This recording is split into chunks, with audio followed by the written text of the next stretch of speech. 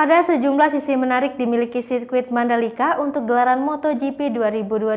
Yuk kita intip satu di antaranya tikungan Cicane yang berada di turn 2 memasuki turn 3. Redaksi Tribun News berkesempatan untuk mereview keistimewaan lintasan yang memiliki 17 tikungan ini.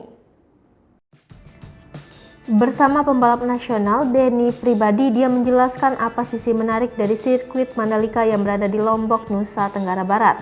Pembalap rally asal Jakarta ini menjelaskan salah satu keistimewaan sirkuit Mandalika utamanya pada tikungan Cicane. Pada tikungan Cicane ini, para pembalap justru memiliki kecepatan bisa sampai 300 km per jam.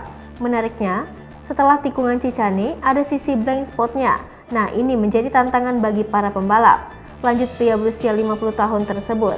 Lazimnya tikungan Cicane adalah tikungan ganda yang bertujuan untuk mengurangi kecepatan. Namun untuk sirkuit Mandalika justru sebaliknya. Denny menambahkan, meski memiliki akselerasi tinggi, namun yang menjadi tricky adalah sisi blind spot setelah tikungan Cicane. Karena setelah tikungan Cicane yang membentuk letter S ada sisi blind spot. Secara garis besar, sirkuit Mandalika memiliki keunggulan untuk lintasan street alias trek panjang. Jika menelisik sirkuit Mandalika, lintasan ini lebih condong ke Ducati. Desmosedici Ducati memiliki keunggulan untuk melibas lintasan lurus. Kakor Lantas siapkan personel dan fasilitas pendukung.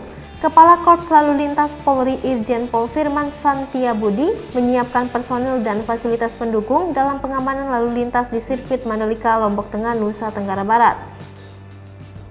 Hal tersebut dilakukan dalam rangka menyambut ajang MotoGP 2022. Jenderal Bintang 2 ini meyakini jajaran Polda Nusa Tenggara Barat mempunyai kesiapan yang matang dalam melayani wisatawan dan masyarakat. Mengingat, Polda Nusa Tenggara Barat punya pengalaman yang baik dalam menyambut World Superbike atau WSBK tahun lalu. Lebih lanjut, Firman juga mengungkapkan pendapatnya saat meninjau fasilitas pendukung di sekitar lokasi sirkuit. Menurutnya, banyak fasilitas yang disempurnakan pemerintah dalam menyambut ajang bergengsi tersebut. Sebagai informasi, Firman menyampaikan instruksi tersebut saat kegiatan paparan dan arahan Polda Nusa Tenggara Barat terkait ajang MotoGP 2022. Acara yang dihadiri Kasat dan Kanit Lantas itu diharapkan dapat menjadi pedoman untuk meningkatkan pelayanan masyarakat. Hai pemirsa Sri Popo TV, jangan lupa komen, like, dan subscribe, serta tonton terus